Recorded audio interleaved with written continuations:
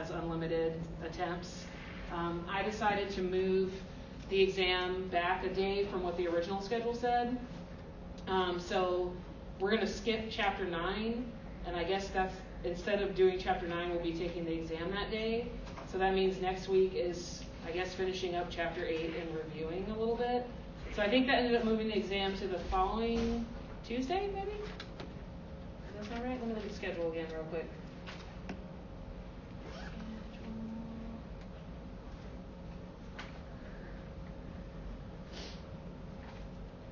So it's supposed to be on the 15th? Is that Tuesday? That's Tuesday. Yeah. So it's going to be on Thursday instead. So we'll have a review too through Zoom, like I have been doing. And I'll let you know. It'll probably, I like to have the review like right before the exam just so it'll stay fresh in your mind. So since we're going to finish up on Tuesday, I probably will have the review on Wednesday via Zoom, and I'll record it like I did last time. And then that means we'll have our exam on Thursday then. Okay. And how long will that practice quiz be open? Oh, I'll leave it open like until like whenever. Like since I haven't put it up yet, I'll leave it open. Hopefully I'll put it up today, and it'll be open until like next week, Friday, like after the exam. So hopefully you'll get to it before the exam, but if you don't, that's fine too. You can just go back in and do it. So yeah, I kind of forgot about it. That was a new thing I added over the summer, and I just haven't gotten into the habit of actually doing it. So, okay, so we're going to have our exam on the 17th is what that boils down to. So is the practice exam just like to help us? Yes. Okay. Yes. Some of the questions ended up being on the exam, like maybe not exactly. And the exam will be the same as the last one, but I think this one's actually worth 75 points because it's more chapters. So the first exam was worth 50, and this one is worth 75. And it'll be the same format essentially as the exam you just had. So there's like some multiple choice, matching, give examples of stuff. So in the notes that I handed out, the class notes, remember there's a review outline in there. So you can look at that first, and then that can guide what questions you might have during the review. So yeah, hopefully I would hope that the quizzes help you because I take some of the questions that I would ask, I guess. Okay, any questions? All right, so I'm going to keep on keeping on, I guess. So I mentioned this before, but I will be providing you with the next set of notes. I didn't want to print them all at once because sometimes people come and go, and I didn't want to waste a lot of paper. So then I'll print the next set, which will be Unit 2, and I forgot what chapters it is, but I'll give that to you. I would like to give it to you on Thursday, I guess, when we have our exam, so you can have it over the weekend. So I have to send it to the printer first. So, yeah, I was like, I'm a procrastinator. I'm, like, not a good role model for you guys, like, at all. So, sorry about that. I was like, I'm trying. I'm so tired. Okay. All right. Let's see. Chapter 7 we were almost done with. So then we'll get into chapter 8. Okay. So one of the discussions we had in lab was talking about the different sanitizers that you guys tested at home. And so a lot of people use bleach, and we know that bleach works. So bleach is the sodium hypochlorite. And bleach is a very strong oxidizing agent, so it basically just like strips things apart. But because of that, you usually need to dilute your bleach. It's not really good to breathe in the fumes. It's harsh on your skin. It can bleach your clothes, and that's undesirable. It can be corrosive. And so bleach isn't a perfect solution for everything, even though it kills a lot of things. And some things are kind of resistant to bleach. So there's certain gram-negatives that don't really get inactivated by bleach compounds like you would think. So it really depends on what surface you're trying to contaminate or decontaminate. It depends on which pathogens you're trying to get rid of. That kind of determines like what would be the best type of cleaner to use. So there's two main categories, which is oxidizing and non-oxidizing. So non-oxidizing, a lot of people use like Lysol compounds, and that would be more on the non-oxidizing side.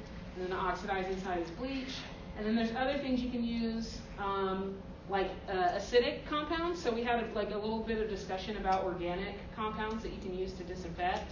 So things like vinegar, and like citric juices like lemon would be on the more of the oxidizing side.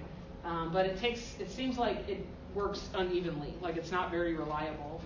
And then hydrogen peroxide is both a disinfector and an antiseptic. So you can use hydrogen peroxide on wounds.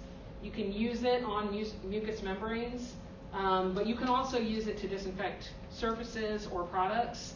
And they do use hydrogen peroxide in food processing to help sterilize equipment and stuff like that. So just different categories, but the result is the same, in that typically you're going to interfere with some important process that would keep the microbe alive, and whether that be structural or functional, you're going to end up destroying the microbe so that you don't have contamination leading to infection or leading to like food poisoning or spoilage of your food or whatever the application is. Okay, antiseptics, remember, things that are safe for living tissue. So there's a lot of iodine-based compounds like betadine and other dynes that are used. So like a lot of times after you have surgery, when you see you have that kind of brownish yellow color, it's because they were doing a little bit of degerming beforehand to get rid of anything that's there so you don't infect your incisions. Chlorhexidine is used, I think, is like if you've ever had like an oral procedure done and they give you like a mouthwash afterwards, it has that compound in it. And then certain cleansers, like sometimes the night before surgery, they'll have you take a shower with a certain cleaning thing that they give you. That's often like a chlorhexidine, which is antimicrobial. Alcohol, you can't really use it for mucous membranes. It's not good for that, but you can use it on skin. And I guess it's supposed to dry totally for it to really work the best. Hydrogen peroxides, again, are used to clean wounds and can be used as a mouthwash, which sounds really gross, like I can't imagine it tasting good. But apparently you can gargle it and spit it out. All right, then there's soap. So really, if someone asked you, what's the number one way that you can prevent infectious disease? And the answer is hand washing.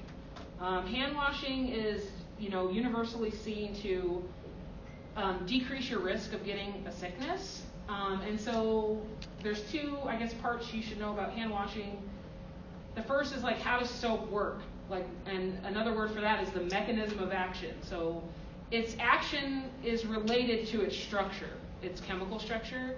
And then the second thing is what makes effective hand washing, which most of you already know what makes effective hand washing. So the soap itself is physically removing. So the soap doesn't actually kill the microbes, unless it has an antimicrobial in it. And the one that they typically put in it is something called triclosan. So if you ever see, they were putting triclosan in, everything. If you ever see, cutting boards that say Microban on them, they're talking about the triclosan that they add, but they started to see resistance to triclosan. So they used it, too much and everything. And really, it's not necessary. If you have good hand washing, then you'll still remove a lot of the things without needing the antimicrobial. So some of the soaps have antimicrobials, but now because of resistance, they're starting to make them without it a lot of the time. So the way that soap interacts with the dirt and stuff on your hands is that it has a hydrophobic end of the molecule and it has a hydrophilic end of the molecule. So the hydrophilic end is this long fatty light chain. It's a long hydrocarbon. It's just got carbons and hydrogens. And that hydrophobic part repels water, so it doesn't like to bind to the water. But then the other end of the molecule is hydrophilic, so it actually does like the water. And so basically one end of the molecule connects to the water that you put on your hands, and then the other end of the molecule connects to the dirt and the oil, the grease that the bacteria might get trapped in. And that little bubble that forms is called the mycel. And so that's how you trap the microbes in the first place. And then the other thing about soap is that they call it an anionic surfactant. The reason they call it anionic is because it has a negative and positive charge to it on one end. And anions are negatively charged molecules. And being a surfactant is essentially decreasing the surface tension of water. So the reason that water stays beaded up on a surface is because there are forces that are keeping it there on the surface, and those are the surface tension like forces. When you add soap, it decreases the surface tension, so the water can't stay attached to that surface, and it washes away easier. So if you ever notice when you wash yourself, like in the shower, and you have soap or shampoo, you'll see the water start to kind of form these rivers, right? Like rivulets. It's not necessarily beating up like it normally would. And that's because of the decrease in the surface tension has allowed the water to become wetter. Like that's how they describe it. So it slides off and it takes the microbes with it that are trapped in the soap mycels, which are like the little particles where you have the hydrophilic end attached to the water, and the hydrophobic end is attached to the stuff that you're trying to get rid of, the dirt and the bacteria. And then with it being a surfactant, it makes the water easier to slide off. So that's how soap works. Any questions about that? So a lot of people already knew it was a physical removal, and this is just a little bit more detail about how it physically removes the soap. So for things like this that are a process, I think it's useful to write it out, do your own description of how soap works. All right, and what makes good hand washing? So as we discussed in class, time seems to be an important factor. So CDC recommends at least 20 seconds. So you probably heard different things like sing happy birthday, and other stuff just to keep you washing for long enough, because most of us probably don't do it long enough. So 20 seconds, time is important. The other important component is water. The reason you need water is so that you can form those mycels with the soap, and that you can wash it physically off of the surface. And what helps the soap kind of activate and form the mycels is friction. So that's why the scrubbing is good, because that's going to force those interactions between the water and the germ and the soap molecule so that you do form more bubbles. Do you think that water temperature matters? Yes. Why? Warm water. Yeah, a lot of times they tell you to wash them with warm water. Whoever, that's just the standard, I guess. I guess you get better bubbles with warm water, but it actually doesn't matter, because you're not going to use water that's hot enough to kill the microbes on your hands. Otherwise, you would burn your hands. So I think that's why it doesn't matter. It's a preference thing. Obviously, it's more comfortable to use warm water, but it's probably not going to have any extra killing effect. The main thing I could see is the practicality of just making better bubbles when you have warm water. So what's important for hand washing? Time, water, and friction. Okay, those are the things you need to have a good hand wash. All right, this last little bit of information is talking about the relative levels of resistance to disinfection, depending on what kind of microorganism it is. So right now, being in the midst of a pandemic, we worry a lot about viruses and if they can live on surfaces. And really they can't, because remember that viruses they need the host to survive. So once they get deposited onto a surface, they're basically going to start breaking down. So if you were to rank things as the least resistant to the most resistant, viruses are going to be pretty easy to disinfect. But there's levels to it because there's different kinds of viruses. The viruses that are the easiest to kill, meaning they're the least resistant to disinfection, are the ones that have a lipid envelope, because that lipid envelope can get dissolved easily in a lot of different cleaners. Gram positives are actually fairly easy to get rid of from surfaces. So things like staph, if you actually just disinfect, you can get rid of staph fairly easily, but obviously if it's a high traffic area, you could be continually redepositing staph. So if you think about a gym, the handles on the equipment or the mats, like people are always going to be touching it, so you're kind of fighting a losing battle there, but it is technically easy to get rid of those gram-positives. Now, viruses that don't have an envelope are a little bit harder to disinfect because that lack of the envelope means that they just have a protein coat, and proteins can be a little bit tougher to degrade. So they're a little bit higher on the list. Sort of in the middle, as far as how easy it is to disinfect them, are fungal spores and gram-negative bacteria. So fungal spores are essentially what was on your SAB plates that you took home. The spores are the invisible reproductive unit of mold. And then once they land on the plate, they just keep dividing until eventually you can see a little colony of mold. And so those are kind of mid-level, sort of easy to kill, but still harder to kill than like viruses. So gram-negatives are pretty much in the middle. It kind of depends on the organism, how difficult they are to disinfect. Then really more difficult to disinfect are vegetative protozoa. So it doesn't sound like it, but the vegetative stage is the active stage of the protozoa. It's like the feeding happy stage where they're like living their best life. And so those tend to be harder to disinfect. And then the dormant form of the protozoa, like how it exists out in the environment, is called a cyst.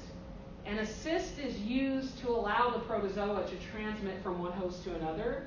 And so a lot of times for protozoan infections, the animal will secrete a cyst into the environment, and then that's what you accidentally ingest. And then that cyst becomes an active vegetative cell. So this is why, like, you always hear stories in the summer about pools having to close down because there's too much poop. Sometimes it's parasitic protozoan infections because the cysts are harder to kill. So if you don't have proper chlorination, and on really hot sunny days, more of the chlorine is evaporating, and so you're constantly trying to keep it at a level that will kill like parasites. And so sometimes you end up having to close a pool down and like re-clean it before you can open it again. Okay, above protozoa are mycobacteria, so that's tuberculosis primarily, but luckily tuberculosis is not common, so you don't have to worry that much about cleaning tuberculosis up unless you had a patient who was like in isolation with tuberculosis, and then you would have to go through probably special decontamination methods for their area that they were staying in. Endospores of bacteria are one of the hardest things to disinfect. So a lot of you are familiar with C. diff because you work in clinical settings. That's Clostridium difficile. It causes pseudomembranous colitis, so people get very terrible diarrhea and stomach cramps from C. diff. And it's a spore former. It makes an endospore, so it basically protects itself kind of from the inside out, and it makes this little protective coating around itself so that it can survive until conditions are favorable again. So those C. diff spores can be on people's clothes. Like I've heard tales of like nurses bringing it home to their pet, like dogs, I guess, can get C. diff, because you really, like, even though people like their scrubs, I guess, because they're comfortable, like, depending on what your risk factors are, you probably shouldn't wear them like other places because it is possible to carry things like spores on your clothes. And spores are hard to disinfect. So endospores are one of the harder things to disinfect. And in fact, when you test an autoclave, like let's say you are testing your autoclave like and you work in a dental hygiene clinic and you're trying to sterilize your instruments, they use like a spore test to make sure the autoclave is working, because if the autoclave is working properly, it will be able to kill the spores. And so there's a way you can test that to check your autoclave. The hardest of all the things to disinfect and get rid of are called prions. Prions are really interesting because they're not living. They're protein particles, not like viruses though. They're very strange. They're misfolded proteins that can cause other proteins to become misfolded. So examples of this are BSE, which is the bovine spongiform encephalopathy. That's the mad cow disease. And then they call that CJD in humans, which is human mad cow. So basically, you know, they used to feed, I guess, in certain parts of the world, the beef cattle like really questionable food. Like they were almost like doing cannibalism. Like they would use sick or old animals as feed, and then there was nervous tissue mixed up in that feed, and then there were these misfolded proteins in the nervous system that when you ingested them, they would cause other proteins in your head to get misfolded, and then you end up with holes, essentially, in your brain. So prions are virtually indestructible, and that's why human form of mad cow remains possible, even though it's super rare, because even if you cooked your meat, you're not going to cook your meat high enough to get rid of prions. And so that's why you have to be careful that your meat is from a safe source and that the feed practices are good. There's a related condition that's called chronic wasting disease. I don't know if there's any hunters in here, but that happens in like deer and elk populations, and they've seen that starting to spread from west to east. I don't know if it can transmit to humans. I don't think it does at this time, but they usually have like the game warden supervisor dude out there or whatever that will check random like animals, like, and they'll take the head, and then they'll check and see if there's any evidence of chronic wasting disease, which is mad cow but for deer. So prions are like really cool and interesting. We don't really talk much about them because it's not an infectious disease per se. It causes a degenerative neurological disease from these weird misfolded proteins. So you should in general be able to just rank the order in which things are hard or easier to kill. That's basically what this chart is showing you. At the bottom, things are the least resistant, meaning they're easier to disinfect. And at the top, as it moves up, they become more resistant, which means they're harder to disinfect. So you would need additional measures. Like I don't even actually know how they destroy prions. Like you actually need a special facility. Weirdly, like my advisor passed away from CJD, but he did a lot of travel out of the country. So he might have come into contact with it that way, but he kind of donated his body to like their foundation. And so when they took it, they have to do special like measures. Like you have to have your own tools for that body. There's been weird cases of like certain transplants where people might have gotten it. So once it's identified that someone might have a prion disease, you can't use any of that stuff again. You have to go through like a special decontamination.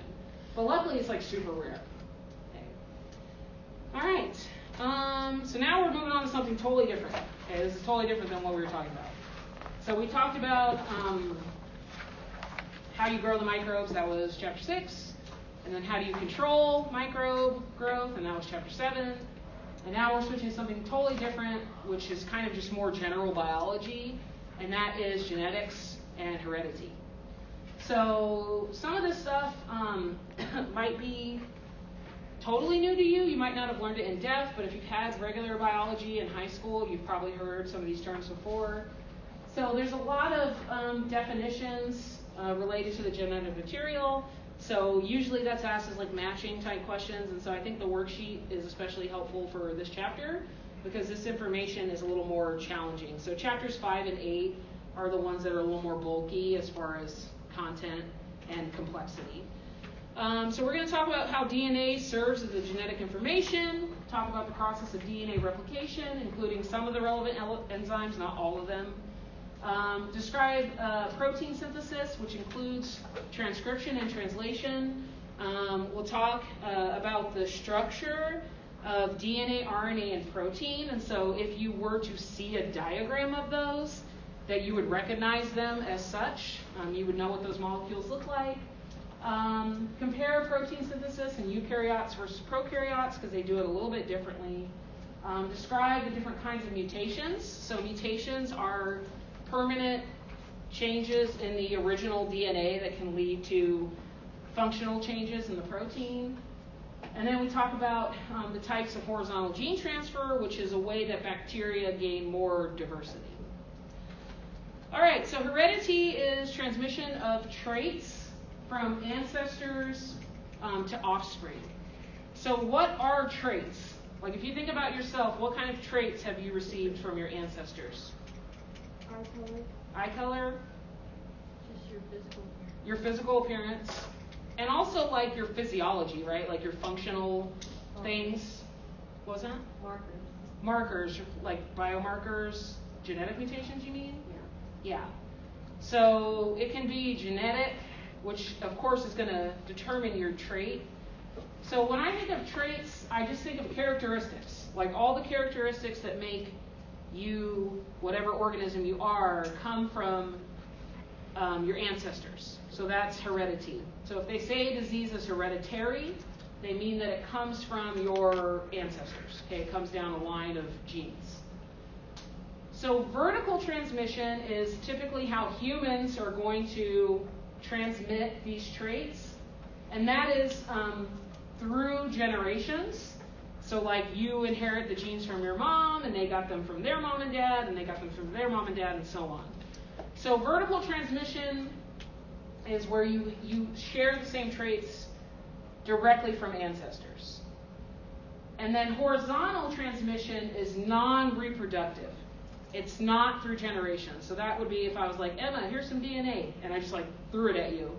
But that's not what humans do. But bacteria can do that. Bacteria are weird. They'll just give each other DNA, and then sometimes that gives them a useful trait like antibiotic resistance. It'll make it so that they are able to be resistant because they got a gene that gives them that ability, that trait. So traits are physical, traits are functional. They're all the characteristics that make life a life unique. So how these traits are transmitted are genes. So genes are made out of DNA. And we'll talk about the structure of DNA. And so your genetic makeup is all of the genes that you have. Those carry the information or the instruction needed to make that trait. And really, we could think of traits as synonymous with proteins, because essentially proteins are what dictate hair color, eye color, ability to do this, this, and that. Okay, a lot of it is through proteins. So this is showing you visually the difference between vertical and horizontal gene transmission. So vertical is where the DNA in offspring came from the parents or the ancestors. So what kind of reproduction is being shown here?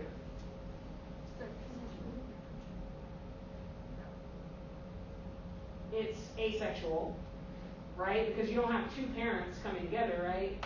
You have one person, one cell copying itself. So this would be like what bacteria are doing. And so the DNA that's in these guys could only have come from the original ancestor. That's vertical transmission. If it was sexual, you would see another parent cell, and then they would cause some kind of recombination. So the downside to this for bacteria doing asexual reproduction is that they're all the same. It's actually not good to be the same. Like, that's why like inbreeding and weird stuff like that is frowned upon biologically, because you need diversity so that you can have better adaptation. Because what if some weird plague came in and we were all susceptible to it, right? We would all be dead. But if someone had like a random mutation that made them less susceptible, then they would live to carry on like more of the population. So it's somewhat protective to have diversity. Like you want to have diversity in the genes. But when you are an asexual reproducer, your diversity in some ways is a little bit lower because you're all clones of each other. So clones means genetically identical, but sometimes there will be random mutations along the way, and then new traits can pop up even with asexual reproduction. The bottom is showing a horizontal gene transfer. So these are things, this is gene transfer between two organisms that aren't necessarily related to each other in any way. And so that was the example where I said if I gave Emma DNA, as far as I know, we're not related. So that would be like weird, but humans don't do that, but bacteria can do that. So this method that's being shown in this picture is something called transformation.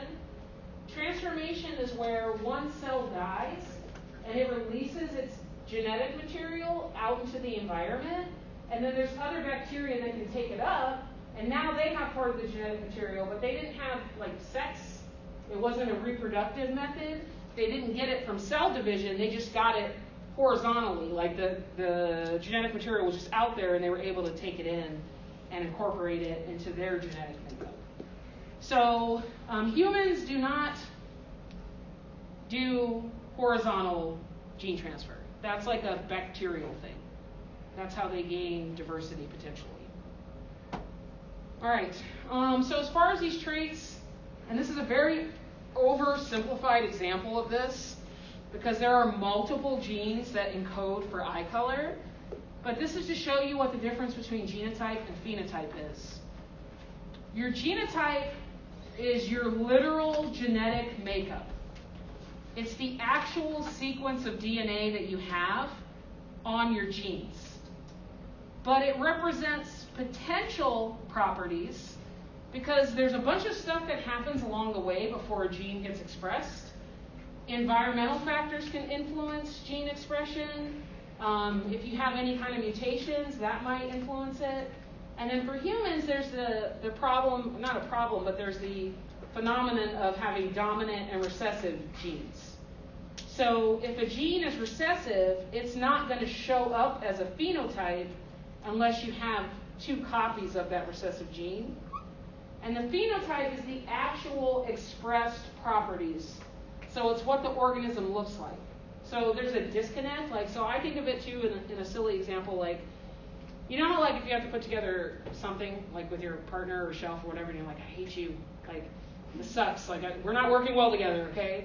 You're trying to put it together, you have the instructions, and you look at the instructions, and then you look at what you made, and you're like, like I'm missing something, right? Like looks, something happened along the way. Like mine doesn't look like the picture, and genetics is like sort of similar, where like there is a set of instructions, but that's not always what shows up, and we see evidence of that all the time when, you know, a new baby pops up in the family, and you're like, why is the baby redheaded? And it's like, oh, that's because there's like genes floating around that made this beautiful little redhead baby. So the dominant and recessive stuff is that some genes can get masked. And so an example of this is eye color.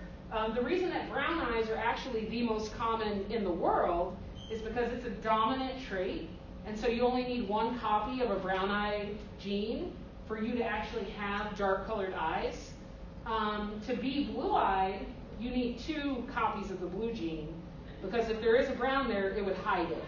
And then green eyes and other variations are like co-dominants, where like it's sort of the blue and the brown are like sort of both manifesting. It's like very strange, and so it's not cut and dry, but this is just an oversimplified example to show you that sometimes the genotype doesn't match the phenotype. So like you could be heterozygous for that trait, so you could be a brown-eyed person, but if you have a blue gene hiding there, and if you get together with another person that has a blue gene, then you can end up with a blue-eyed child. Like there are cases where like 2 dark-eyed people end up with a light-eyed child.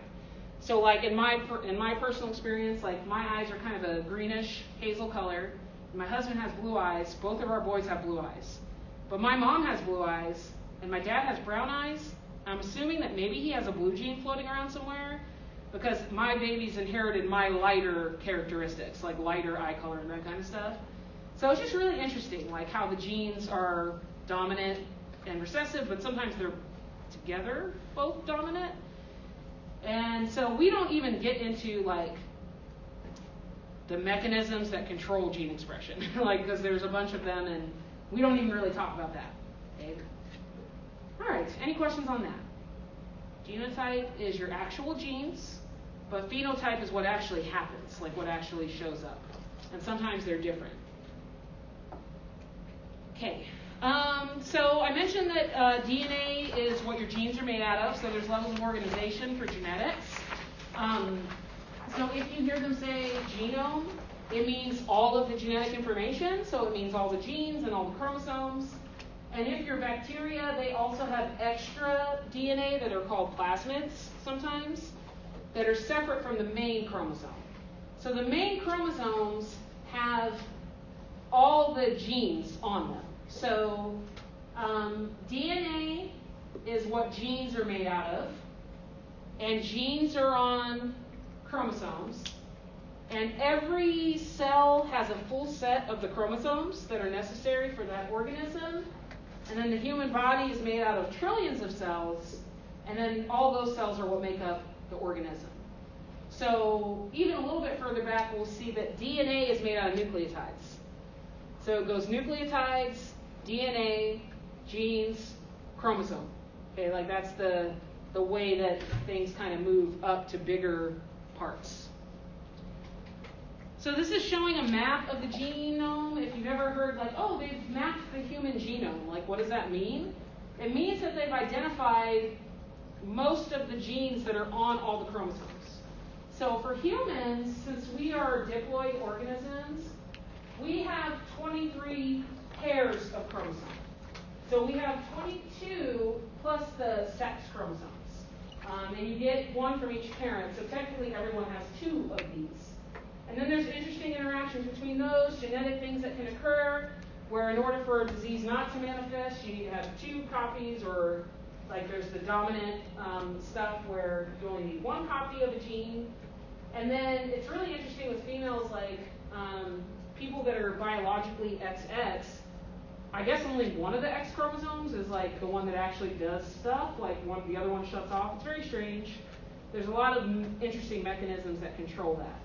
When you see a map like this, every band on there is where they've identified a gene. And a gene is a space of DNA between a start and a stop message, because that tells you how long the protein is going to be. So the genes are the instructions to make the proteins, and they're written in DNA. The DNAs are physically packaged into the cell as chromosomes. So chromosomes are what allow all that DNA to fit into the cell. If you're a human, your chromosomes are linear. And if you're bacteria, you have 1 circular chromosome. So all of their genes are on this circle of double-stranded DNA. So every little bar represents a gene. And so they'll often denote the size of the gene in base pairs, which is BP. And a base pair is any time an A is with a T and a C is with a G. And those are the nucleotides that DNA is made out of. Okay? So that's how they show the map of the genetic information.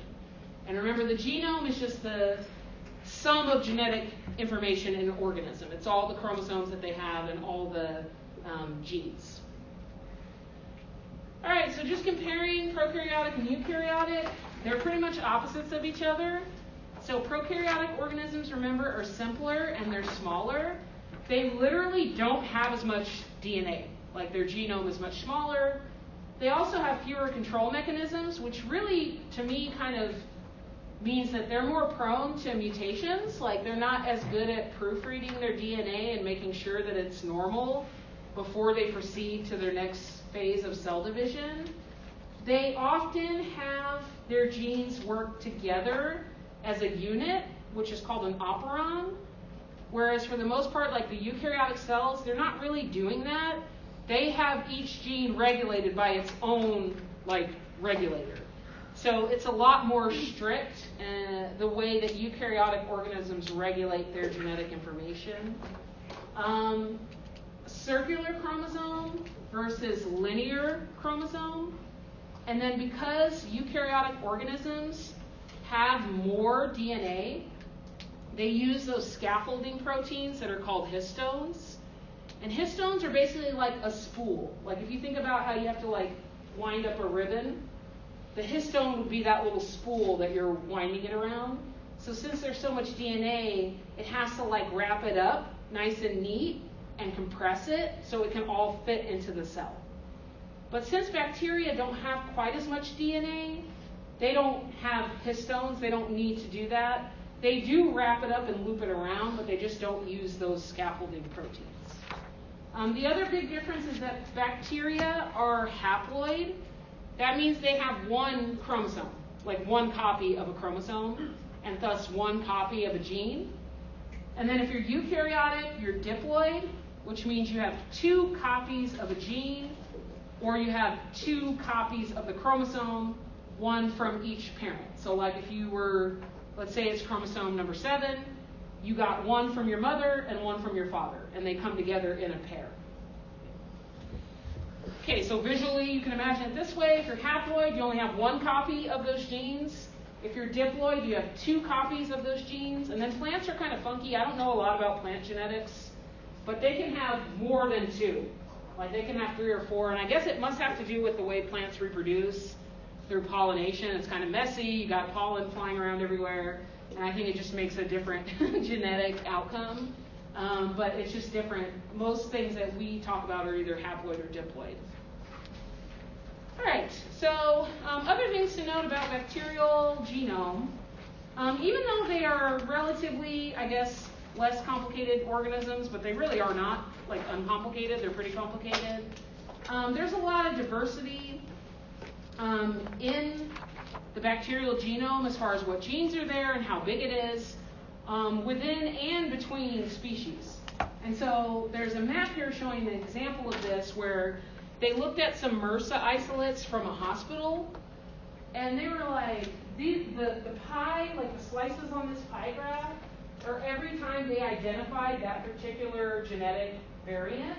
And so you can see that there's like a ton of genetic diversity in a hospital of MRSA isolates. Like they're not all exactly the same. So there's a method they do where basically they locate an area in the genome that is usually common to all staph aureus, and then they look at that location and see where it's different, and that's how they made all these different like types that are there. And then the ones that have a star by them have been identified as part of outbreak situations in the hospital. And so you might wonder, just looking at this, like, what's up with the red string? Like, it's very dominant, so maybe its genetic makeup is giving it some kind of fitness advantage so that it's better able to survive the harsh hospital conditions. So there's a lot of diversity, and a lot of it is due to the fact that the bacteria have plasticity, which is flexibility in their genome. So like us as humans, we're like, no one's getting my DNA. Like we keep it locked away in the nucleus, and we don't let people just like have it. But bacteria are like, that's cool, I'll share mine with you. They're like just giving it out. And so they're more prone to mutations, and mutations are more likely to cause changes that might be unexpected. And so they collect these things that are mobile genetic elements, and these are just pieces of DNA that can move from one bacterium to another. And that's what horizontal gene transfer is. It's that these mobile genetic elements are capable of moving from one organism to another, but they're not reproducing with each other. It's not like through generations, it's across generations, hence the term horizontal. So these are the types of gene transfer that bacteria can do. The first one is called transformation. What happens is there's a bacterium that's around, another bacterium, it dies, and then that bacterium takes that DNA up into its chromosome. So if they take up dead DNA, like from a dead organism, that's called transformation. The next one is called transduction. Transduction is where they get it from a viral vector. So there are viruses that infect bacteria that are called bacteriophage, and they will inject their weird DNA into the bacterial cell, and then it can incorporate it into the chromosome, and then that can induce some kind of mutation that could give them something like ABR, stands for antibiotic resistance. Okay? So transduction is with a viral vector. And then the last one is called conjugation, like conjugal visit, like prison stuff. I watch too many prison documentaries. So conjugal visit with each other, they conjugate, which means to come together. And one cell will donate a plasmid, which is a little circular piece of DNA that's not as big as a chromosome. It's just like an extra goodie. And if they produce what's called a pilus, which we've mentioned before, that's the tube that they use to transfer from one cell to another, then they can put that plasmid into their chromosome, and now they've incorporated that mutation. So when they take up a plasmid through a pilus, that's called conjugation. So these are the three main types of horizontal gene transfer. And remember, this is a prokaryotic thing. This is something bacteria do. All right, I mentioned the mobile genetic elements. Those are just little pieces of DNA that are moving around. There's other types, but I just mentioned plasmids and transposons. Plasmids are circular, and they don't necessarily have to be part of the chromosome. And then transposons are linear, so they both can cause mutations that can be helpful to the bacteria. So the example showing up there is a plasmid that is seen in Versa, which is vancomycin-resistant Staph aureus, which luckily are not that common because vancomycin is usually that drug of last resort to treat certain infections. And so on this plasmid, there's all kinds of crazy resistance. There's resistance to sulfa drugs, to penicillin, vancomycin resistance, streptomycin resistance, disinfectant resistance, and then genes to help share this plasmid. So that plasmid also has the genes to make the pilus that's necessary to give that to another organism. So I can't remember the origin of Versa, but there's other organisms that are resistant to vancomycin, like VRE, which is vancomycin-resistant Enterococcus. And it wouldn't surprise me if it's able to spread its resistance to any staph that are also living in your body. And that's the downside to taking too many antibiotics, is that good bacteria can become bad bacteria if they get used to the antibiotic and they mutate in some way that makes them resistant to that antibiotic. Okay, transposons are linear disruptions in the DNA sequence. And so they can kind of hop around. So like if this little piece of DNA is a transposon, if it actually integrates itself in a certain DNA sequence, it's going to change that sequence of DNA, which is basically what a mutation is, and then that could give it some kind of cool new skill. So ability to make a toxin, antibiotic resistance, to make a pilus, to kill other bacteria, resistance to disinfection. It can give it all kinds of traits that increase its ability to potentially be a pathogen. All right, so now we're going to get into the actual DNA and RNA and what their structure is. So we'll look at DNA and RNA, amino acids, which are what proteins are made out of, and then also talk about some of the enzymes that are used to facilitate these different synthesis reactions. All right, so DNA stands for deoxyribonucleic acid, and DNA is made out of nucleotides. So DNA nucleotides have a deoxyribose sugar, and it has a phosphate, and it has a base. And the base is adenine, thymine, guanine, or cytosine. So usually you'll hear me say A, T, C, and G. So if you were to describe DNA, you would say DNA is composed of nucleotides, which are the A, T, C, and G, and it is arranged anti-parallel. Notice how like this sugar is facing up on this side, and this sugar is facing down on the other side. That's what they mean by anti-parallel. They're running in kind of opposite orientation. It's a double helix, so there's two strands that are twisted on each other. So imagine a ladder that you could twist around in a spiral, kind of like a staircase. The rungs of the ladder in between are where the base pairs form. And those are weak hydrogen bonds. And the reason that they use those bonds is because when you need to replicate this DNA strand, you have to open it up down the middle. And then you copy up both sides so that you end up with two. So the reason that you're able to do that is because A always pairs with T, and C always pairs with G. So said another way, if you know the sequence of one strand, you can find the sequence of the other, and that's something that you will be just asked to do as like a practice problem. So on DNA, you just have to remember that A always pairs with T, and C always pairs with G. So I mentioned that the rungs of the ladder are where the base pairs come together. The sides of the ladder is the sugar-phosphate backbone. So that's the more rigid part. So imagine a ladder that collapses in the middle, like it can collapse and come back together, but the sides stay rigid. And that's because of this sugar-phosphate, sugar-phosphate, sugar-phosphate. Okay. All right, so that is DNA. And next time when we review a little bit, I will bring some like worksheets that will review the structures and stuff like that. All right, so your genes are made out of DNA.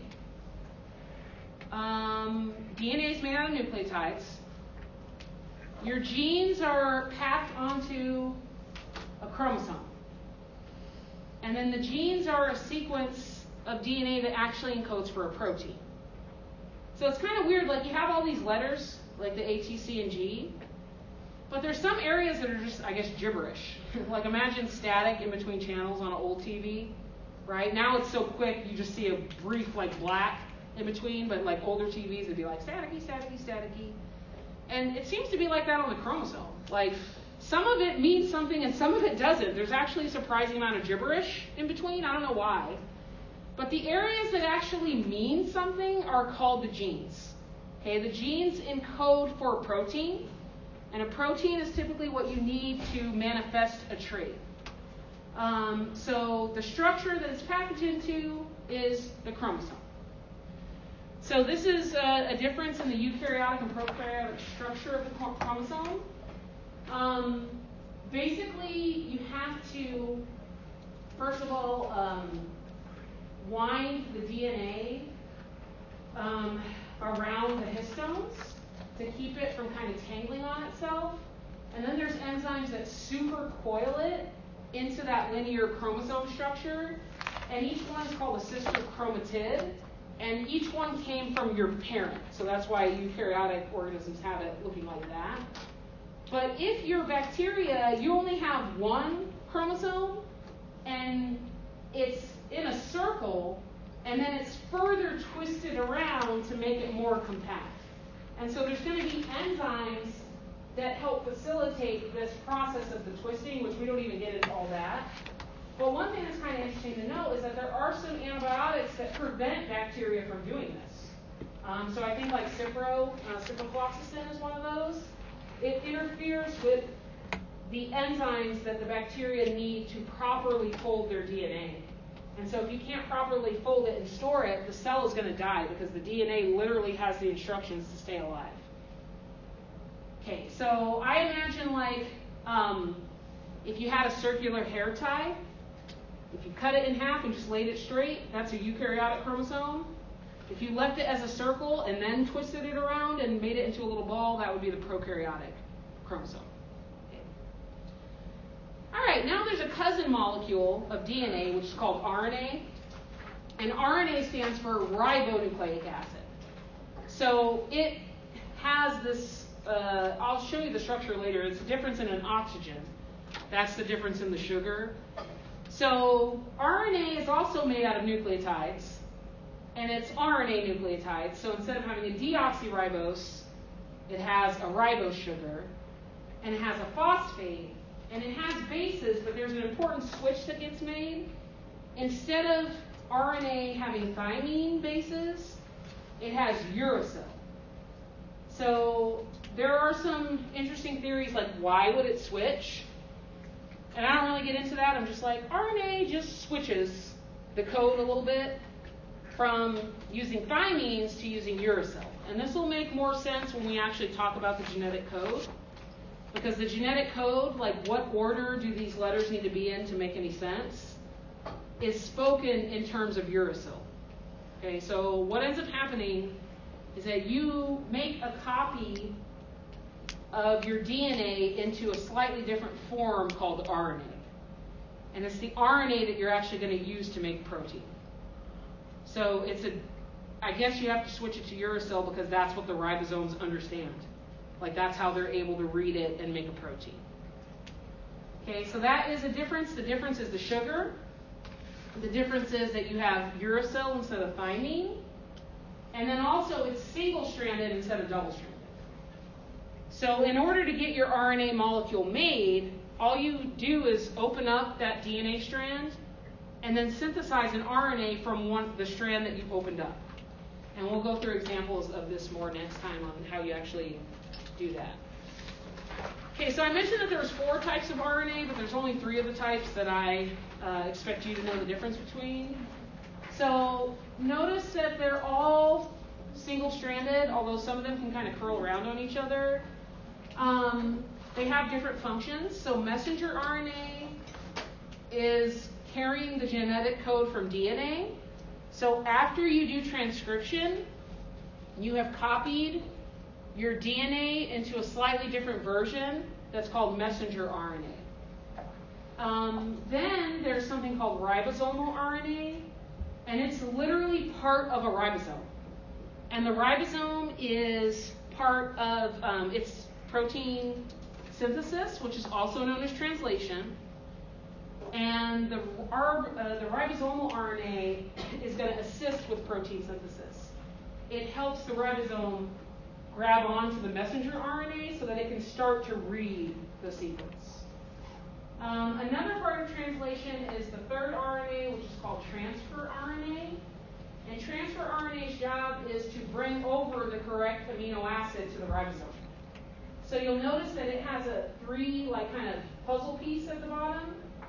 It will recognize the complement puzzle piece to it, and then that's how it'll know this is the amino acid that I should leave. And then the transfer RNA will leave its amino acid. The ribosome will help make a peptide bond between the amino acids, and then that transfer RNA will leave, and then other ones will come back in and see if they're a match, and if they are a match at the bottom there, they will leave their amino acid, and the process will continue. So the reason there's 3 on there is because that's the genetic code. The genetic code is triplet. So every 3 letters is equal to a codon, and every codon is equal to an amino acid. And that's how you figure out what sequence to make the protein. So it's pretty crazy. It's a machine. It's like a machine inside of your cells that does this, that does these processes. All right, so this is just showing you the differences between DNA and RNA again. So DNA is double-stranded helix. It has a deoxyribose sugar, and it has the bases A, T, C, and G that pair up with each other. RNA is a cousin molecule, sort of DNA. So you can use the sequence on DNA to make your RNA, again by complementary base pairing. This will make more sense when I go through an example. But the difference is that instead of having thymine, you have uracil instead. And then RNA is a single-stranded molecule, and DNA is a double-stranded molecule. Okay, so those are the physical differences between them. All right, I mentioned that the whole point of this is to make proteins, right? Because the genes have the instructions to make a protein. So those genes are made out of that DNA. So what are proteins made out of? Proteins are made out of amino acids. And those are linked together by peptide bonds, which are fairly strong bonds. There are some amino acids that are called essential, and those are the ones that you cannot make yourself. You have to get them through your diet somehow. So the basic structure of an amino acid is that it is a carbon, and carbon can be attached to 4 different things. It's allowed to bond to 4 things. So in the case of an amino acid, the carbon is going to be bound to a hydrogen, a carboxyl, which is this C-O-O negative, an amino, that's where amino acid comes from, which is the NH3 plus, and then the R group, which is the rest of the molecule. So all amino acids have the same structure except for the R part. The R part is what makes them different from each other. So the reason this is of note is that if you had a mutation, let's say that you were making an enzyme, and the gene sequence was supposed to put in the active site of that enzyme, like a leucine, okay? And a leucine is 1, 2, 3, 4 carbon chain that's kind of arranged in a Y shape. And let's say you accidentally put a phenylalanine instead. Well, phenylalanine has this big aromatic ring. It's that's the alternating double bonds, and there's a carbon at each point. And that is going to have a totally different chemistry than what was supposed to be there. So do you think that enzyme is going to work the way that you would expect? Probably not, right? Because you put a totally different amino acid in there that has a different chemistry. And so if you make a mutation in which you switch a leucine to a phenylalanine, it's probably not going to make the protein not functional.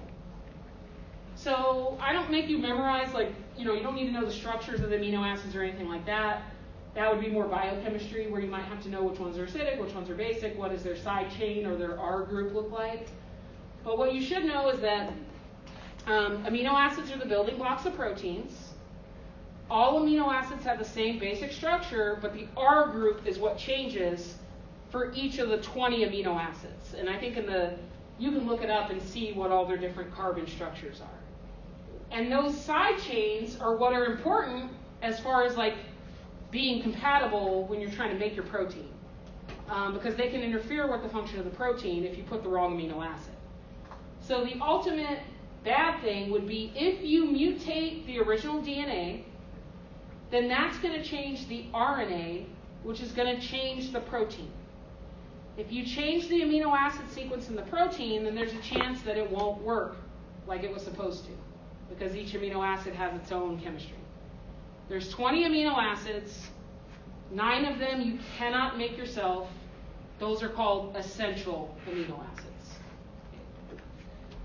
All right, besides the primary structure, which is literally the amino acid sequence, like what order they go in, you have a secondary protein structure, which is where those polypeptide chains fold into, like, imagine like an accordion sheet, like if you're playing with paper, or imagine you just coiled it around, like twisted it. And then the tertiary structure is a 3-dimensional folding pattern where the sheets and the helices can like go together. And then the quaternary structure is the final form, and it's multiple peptides coming together. So multiple units of a protein are coming together to make this final 3-dimensional shape. And for most proteins, this shape does matter, because if you remember in metabolism we talked about denaturation. If you denature an enzyme and it loses its 3-dimensional quaternary shape, then it's not going to be functional necessarily. But for us, we don't talk about all the mechanisms of folding or anything like that. That would be more like cell bio. We kind of just stop here. So we stop at how do you get the amino acid sequence? You get it from the DNA sequence. Like that's where the amino acid sequence is going to come from. Okay, so why are proteins so important? They literally do everything, like everything that you need to like be alive. So there are proteins that are hormones or regulatory. They send chemical messages to help you maintain homeostasis. Enzymatic and catalytic, that's probably the biggest proportion. Most of the proteins that we are genetically encoded for encode for enzymes that are necessary to run metabolism. There's structural proteins, like if you think about like keratin, that's in your nails and your hair. Defensive proteins, so those would be antibodies. Antibodies are proteins that defend your immune system. There's storage proteins, which I can't think of a good example right now, but they help, I guess, just store extra things that you need within the cell. Transport proteins, so when we talked about active transport, there were proteins that help you transport something against the concentration gradient. Receptor proteins, so a lot of biochemistry is receptor mediated. In order for you to respond to a chemical signal in the cell, there has to be a receptor to receive that signal, and those are usually proteins. And then contractile or motor proteins. So like a flagellum, for instance, is made out of these proteins that are called flagellin, and they work together to move that, to kind of crank it like a little motor. Okay. So proteins are like very important. They pretty much do everything, okay, that we need to stay alive. All right, so how does this all relate together? So there's something called the central dogma of molecular biology, which is this basic theory, unified thought about how genetic information flows, like how living organisms handle their genetic information. So the current dogma or thought, like prevailing thought, is that we go from DNA to RNA to protein. And we go from DNA to RNA to protein. And so one of the reasons why we don't think viruses are alive is because they don't always do this. Some of them use RNA for their genetic material, And then they'll reverse transcribe it back into DNA, which is funky. Like HIV does that. And we're just like, that's weird. So we think life does it this way, DNA to RNA to protein. So we'll talk about each of these steps. The first step is that if you need to replicate your DNA, which is called replication, you would do that so that you can do cell division, because every cell has to have a full copy of the DNA to be alive. And that is going from DNA to DNA with the help of an enzyme called DNA polymerase. Polymerase means to elongate. So you're elongating, you're building a strand of DNA. The second phase is a process called transcription. Transcription is where RNA polymerase is going to polymerize an RNA from a DNA. So RNA comes from DNA. The sequence on DNA is what's going to give you the sequence on RNA, and I'll show you how that works. And then if you need to make a protein, technically you need an RNA for however many proteins you want to make. I'm probably oversimplifying it a little bit, but let's just imagine that you're like, I need 5 proteins, like to fix whatever problem I got going on. Like, let's say you broke your nail off, you ripped it. And your body's like, dude, I need like 5 proteins to like fill in this spot that broke. So you would make 5 RNA. And each of those would be translated by the ribosome with the help of the ribosomal RNA and the transfer RNA to make a polypeptide. And the polypeptide is the primary structure of a protein.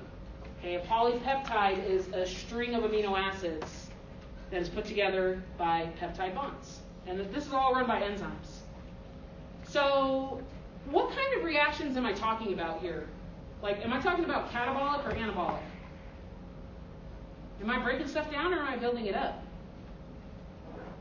Like, your cell spends a lot of energy just fiddling around with its DNA because it's a huge molecule and it takes a lot of energy and building blocks to build it up. But it's like critically important. Okay, cells that don't have normal DNA, they don't live. They end up either getting programmed cell death, which is called apoptosis, or they just become unstable and they're not able to divide anymore and they die.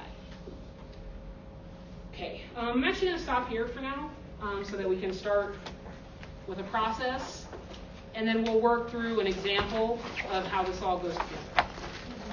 I'll get the quiz up as soon as I can so that you guys can start practicing, and we'll continue with this on Tuesday, and I hope you have a nice weekend.